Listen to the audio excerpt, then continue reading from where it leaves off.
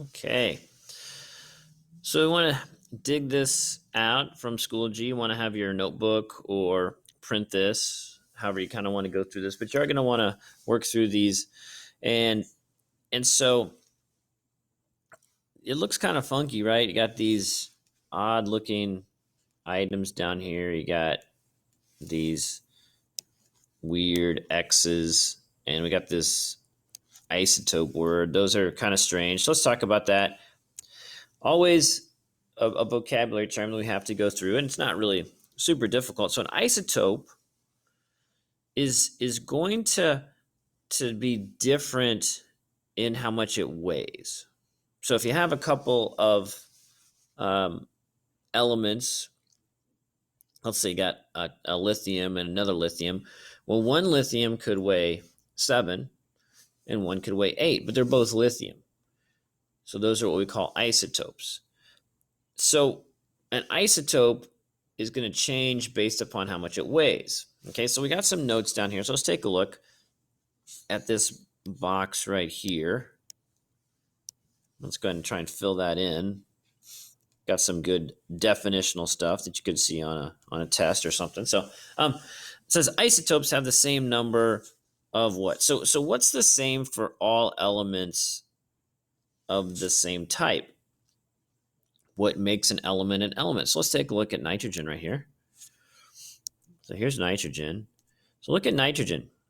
That 7 is really important on top, because if you change that 7, like maybe make it an 8, well, now it's not nitrogen anymore, it's oxygen. Or maybe take that 7 and you change it to a 6. Well, that's carbon. So that top number is super important, and that's our atomic number or our protons. So when we're looking at this,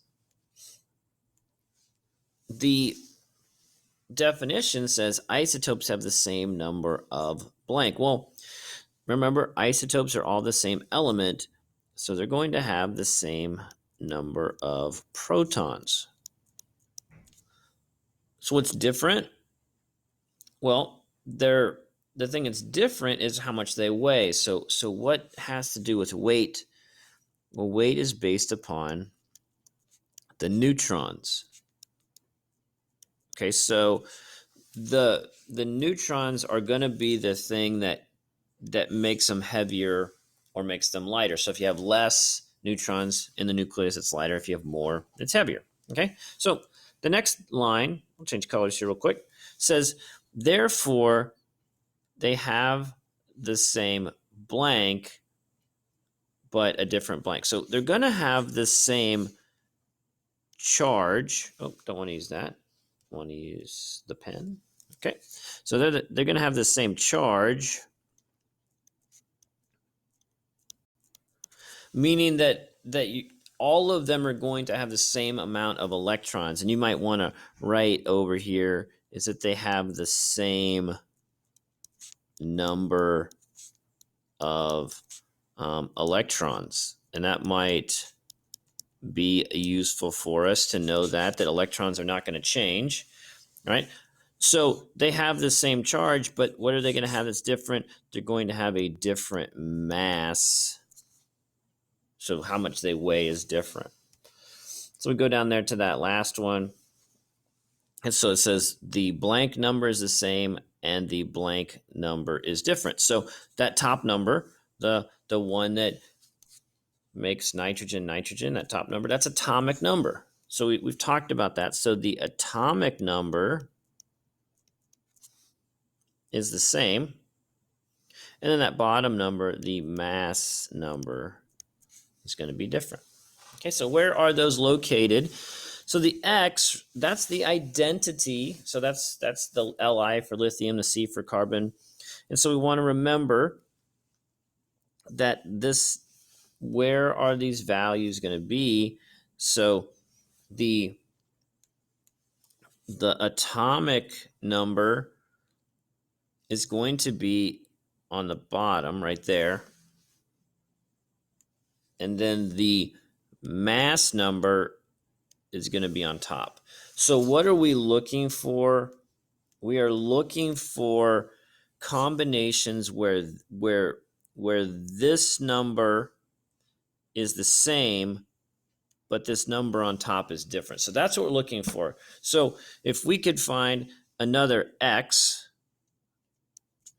and the bottom number right there, that bottom number is the same for both of these, but this top number is different right here, then we have found an isotope because we've found something that is the same right there, which means it's the same element but different up top, which means that it is an isotope because it weighs a little bit more, a little bit less. So what do you do to figure out this stuff? Well, you're going to practice this.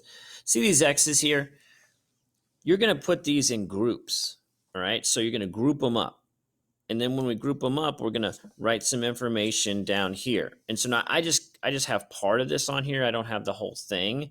And so you're not going to have everything on your practice page here. I just have the first one. You have more. Okay, so what we're going to do is group them up. So what we're going to do is we're going to go through and we're going to find elements that have the same information for what they are. So the bottom number is the same, and then the top number will be different. So let's just look for ones that jump out at us. I'm going to kind of do an easy one here, and so you guys will end up doing all of them. But let's take a look right here at M. See that 6 right there? I want to find other X's that have a 6 because that means they're the same element. So let's take a peek here. Look around. Do you see any other ones that have a 6? Hopefully you're spotting another 6. And then you look right down here at W. Oh, it also has a 6. Well, what does that mean? That means that M and W are the same element. Are there any other 6s in there? Looking around, I don't think so. I don't see any, so it looks like those are the only 2. So that means that they would go together. So we would write down here in this box, we have the isotope, we have the element name with the mass number, we have the number of protons, and we are going to have the number of neutrons. Okay, so we're going to go ahead and fill that out. So we're going to say that M, oops, don't want to do that. We're going to say that M and W, I probably don't need that and sign, I'll get rid of that. Do a comma. Try this. M, comma, W, they're isotopes. So they're the same element. And so we want to go ahead and figure out what they are. Well, we're going to go to our periodic table. And we're going to find element number 6 right there. I chose an easy one. It's carbon. See, there's the 6 right there at the top. So that's carbon. So we come back here. So we're going to write, and you guys haven't done this before, but you're going to write the name of the element. So M is, they're both carbon. So we're going to write carbon like this. So you write the element name, and you put a dash, and then you put how much it weighs. So the weight is the top number. So one of them weighs, M weighs 13.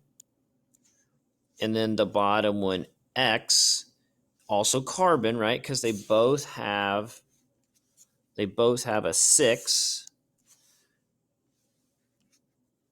So the bottom one is also carbon. I'll use a different color for that one. It's carbon as well. See, they're both carbon. But what does this one weigh? It doesn't weigh 13. This one weighed 13. It weighs 12. That's how much it weighs. Okay, so the protons. Okay, well, how do we figure out protons? We've done this before. Protons are the bottom number, the number in yellow. So the number in yellow is our protons, bottom number right there. Bing, bing. So they both have 6 protons. So that's the same for both. You're only going to need one number here because it's always going to be the same. Now, the neutrons are different. They have different neutrons. So how do we find neutrons? Well, it's very simple. You take the mass, 13, minus the protons, 6. Whatever's left is neutrons, because remember this number, that number is protons and neutrons. That's both. So it's both of them together. So this is 7 neutrons for the top one. And then the bottom one would be 12 minus 6, or 6 neutrons. And so the green one right there, and then the blue one right there. So the only difference in these two things, the thing that makes them an isotope, is the fact that they have a different amount of neutrons. So what you do now is you're going to go through and you're going to group all of the rest of these up. They're all going to group up and have friends. There might be one that doesn't, and then you're going to fill the rest of the chart out. So that's how you do it. You kind of go through and you're grouping them up, and you're thinking through the process of the isotope, and then you're still practicing the counting the protons and the neutrons, not counting many electrons, because all electrons are the same. You get that done, you'll have completed that chart, and then you're going to be over here on this back page. And I just want to cover a couple more things. I can obviously answer questions in a live session, but this stuff is pretty straightforward. This chart number 2, you're just looking at very similar concepts. These are all, so they all have the same symbol.